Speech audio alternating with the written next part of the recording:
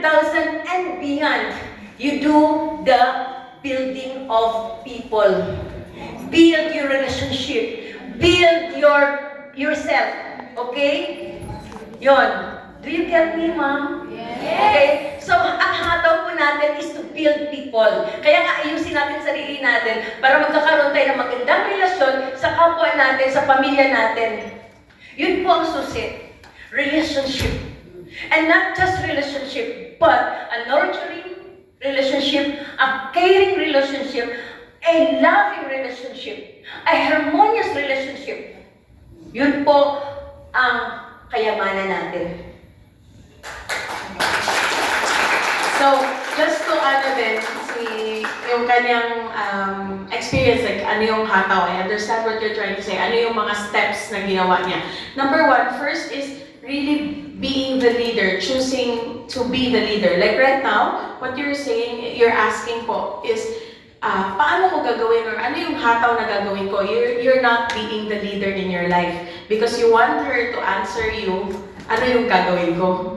So are you being a leader if you're asking that question? Definitely not. So you ask yourself, if I want to be a crown ambassador, ano yung gagawin ko? So for example, kahit nakaupo ako, okay, ito ba yung trabaho ng crown ambassador? So tinatanong ko, ito ba yung ginagawa ko? Nakaka-lead ba ito? Lahat ng ginagawa ko, is it leading me to become a crown ambassador? Ito ba yung pagbebenta ko? Nag-work ba ito? You keep asking, are those things na ginagawa mo, nag-work ba?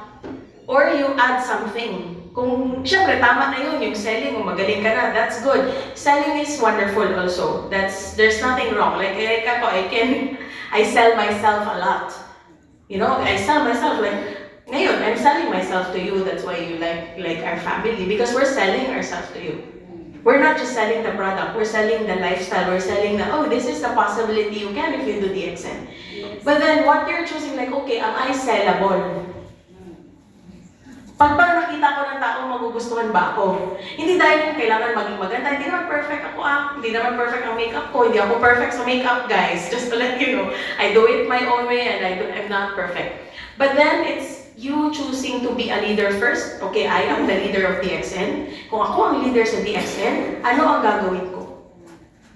Okay, then ang ginawa nila was, every day they choose. Number one, pag may magpa-schedule sa kanila, automatic, okay, dali, kailan? Hindi na natin pantayin na, okay, next month na lang, kasi marami pa akong gagawin Hindi, pag hot na yung client mo, puntahan mo kaagad, i-close mo na yung deal. Huwag mo na pantayin ng 1 month.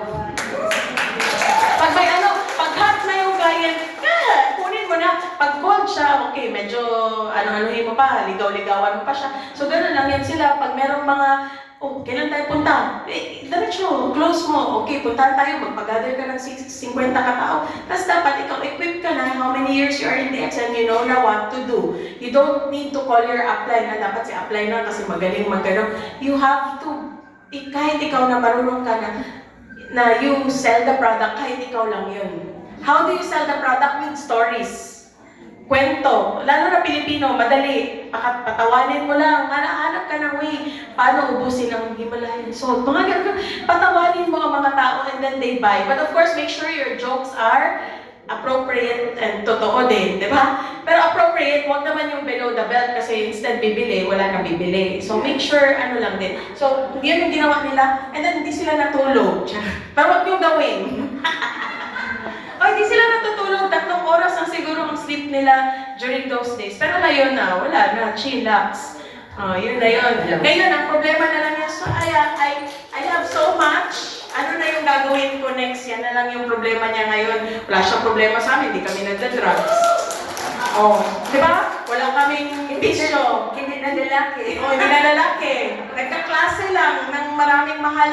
Kung may problema siya, ano lang, kayo, magpapalibre kami minsan. Ganun lang problema niya, pero wala naman masyado. So wala siya. So siguro bigyan namin siya ng maraming problema para ma-happy gagawin ko para marami. So kailan is to find your own motivation, which is finding her own motivation, which is being with you all right now. You're inspiring her, actually, as a family na, why do we do a DXN business? Bakit ko ito ginagawa? Yun din, i-connect mo yung sarili mo, ba't ko ginagawa yung DXN?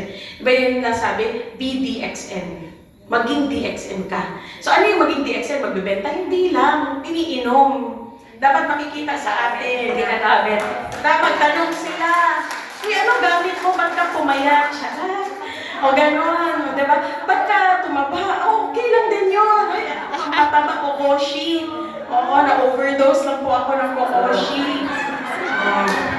Di ba? Ganun lang. Di ba? Uy, parang lumulusog tayo. So, syempre, DXN member, daming kain.